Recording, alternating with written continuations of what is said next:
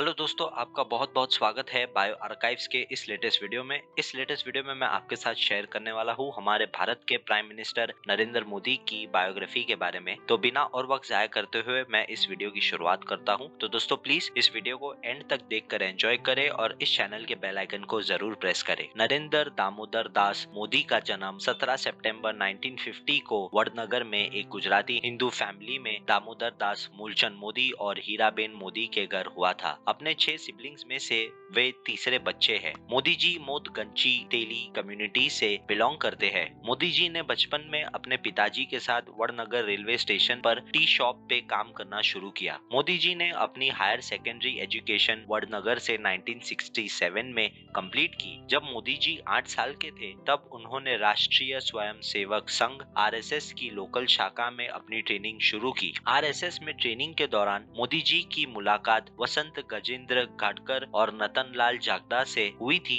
जो बीजेपी के founding members थे। मोदी जी ने आने वाले 2 साल में नॉर्दर्न और नॉर्थ ईस्टर्न इंडिया के हिंदू आश्रम्स को विजिट करना शुरू किया था। अपने एक इंटरव्यू में मोदी जी ने इस बात को कबूला था कि वो हमेशा से एक प्रीचर बनना चाहते थे। 1968 में मोदी जी ने बेलूर मठ, कलकत्ता, वेस्ट बंगाल, आसाम, सिलीगुड़ी, गुवाहाटी और बहुत सारी अन्य सिटीज के आश्रम को विजिट किया। अपनी विजिट्स पूरी करने के बाद मोदी जी फिर वापस गुजरात आ गए और उसके बाद उन्होंने अहमदाबाद में अपने अंकल के साथ Gujarat state road transport corporation की कैंटीन में काम करना शुरू किया। मोदी जी की पहली पॉलिटिकल एक्टिविटी 1971 में थी, जब उन्होंने जनसंघ सत्याग्रह को ज्वाइन किया था। मोदी जी को अटल बिहारी वाजपेयी जी ने बांग्लादेश लिबरेशन वॉर के लिए पर्सनली एनलिस्ट किया था। इंदिरा गांधी जी की सरकार ने मुक्ति बहिनी के ओपन सपोर्ट को बैन कर दिया था, जिसकी वजह से मोदी जी को तिहाड़ जेल में एक शॉर्ट पीरियड के लिए अपना वक्त काटना पड़ा। 1971 की इंडो पाकिस्तानी वॉर के बाद मोदी जी ने अपने अंकल के साथ काम करना बंद कर दिया और फुल टाइम प्रचारक के तौर पर आरएसएस के अंडर में काम करना शुरू कर दिया। आरएसएस में काम करने के दौरान मोदी जी ने बहुत सारी नॉन वायलेंट प्रोटेस्ट में हिस्सा लिया, जिसकी वजह से उन्हें कुछ बार जेल के अंदर डाल दिया गया। 1978 में मोदी जी ने बैचलर ऑफ आर्ट्स की डिग्री हासिल की थी दिल्ली यूनिवर्सिटी से। 5 साल बाद 1983 में नरेंद्र मोदी जी ने मास्टर ऑफ आर्ट्स की पॉलिटिकल साइंस की डिग्री गुजरात यूनिवर्सिटी से एक्वायर की। 1975 में प्राइम मिनिस्टर इंदिरा गांधी जी ने स्टेट ऑफ इमरजेंसी डिक्लेयर की थी, जो 1977 तक चली। इसके दौरान बहुत सारे पॉलिटिकल ऑपोजिशन ग्रुप्स को भी बैन कर दिया गया था। उस वक्त मोदी जी को गुजरात लोक संघर्ष समिति में जनरल सेक्रेटरी के तौर पर अपॉइंट किया गया था। मोदी जी के काम करने के दौरान आरएसएस को भी इंदिरा गांधी जी ने बैन कर दिया था। इसकी वजह से मोदी जी को मजबूरन अंडरग्राउंड होना पड़ा और गुजरात में उन्होंने कांग्रेस गवर्नमेंट के अगेंस्ट में पैम्फलेट्स बांटना शुरू किया था। कुछ वक्त बाद जब चीजें शांत हो गई तो मोदी जी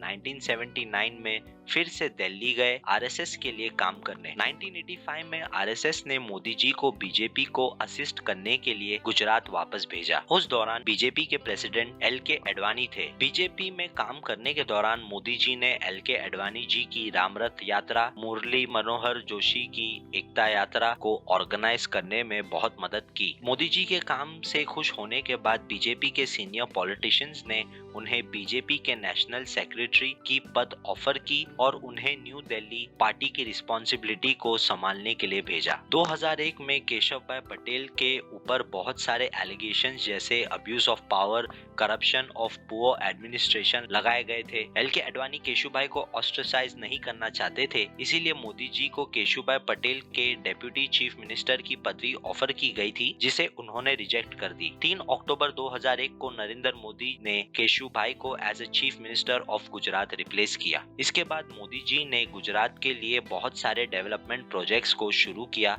इन सब के साथ साथ मोदी जी ने बिजनेस सेक्टर में भी मेजर चेंजेस किए, जिसकी वजह से गुजरात के बिजनेस सेक्टर में एक बहुत बड़ी उछाल देखी गई। इन सब डेवलपमेंट्स के बाद 2014 में प्राइम मिनिस्टर की पदवी के लिए बीजेपी ने होल हार्टेडली नरेंद्र मोदी जी के नाम को फर्स्ट एंड ओनली प्रेफरेंस दिया, जिसे मोदी जी ने 2014 के इलेक्शंस को जीतकर कंप्लीट किया। मोदी जी के हाथों में देश की भागदौड़ 2014 से अब तक है। इस वक्त के दौरान India in terms of business world में बहुत आगे आ गया है। फाइनेंशियल एक्सपर्ट्स मोदी जी की सुपर सक्सेस के पीछे FDI लिबरलाइजेशन को मानते हैं। मोदी जी की पब्लिक परसेप्शन और इमेज के बारे में बात करें तो वो एक वेजिटेरियन और टीटोटैलर है। इसी के साथ वो एक एनवायरनमेंट को प्यार करने वाले व्यक्ति भी है। मोदी जी को most followed politician on Twitter and Facebook के किताब से भी नवाजा गया है। इन सब के साथ साथ मोदी जी ने न्यूमरस अवार्ड्स और रिकॉग्निशन को भी मल्टीपल टाइम्स जीता है, जैसे global goalkeeper award, Seoul peace prize award, order of Zayed, legion of merit etcetera. Modi ji के अगेंस्ट क्रिटिसिज्म और कंट्रोवर्सीज की बात करें तो खबर के अकॉर्डिंग मोदी जी के टेन्योर के अंडर में बहुत सारे डेमोक्रेटिक बैकस्लाइडिंग्स रिकॉर्ड की गई है।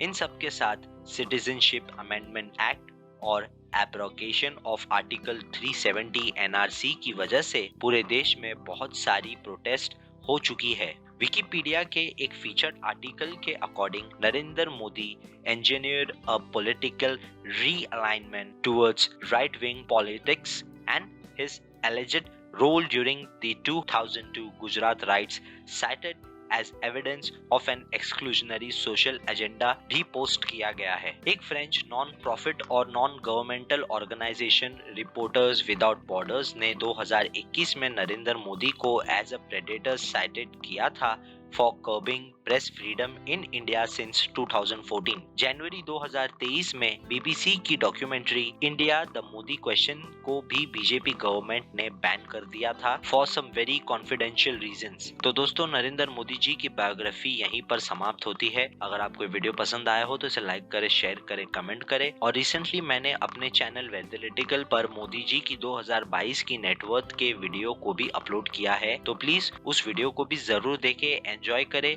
और मेरे चैनल वेल्थलिटिकल को भी जरूर सब्सक्राइब करें। और ऐसे ही बहुत सारे इंटरेस्टिंग पर्सनालिटीज की बायोग्राफी के बारे में जानने के लिए इस चैनल बायो आर्काइव्स को जरूर सब्सक्राइब करें।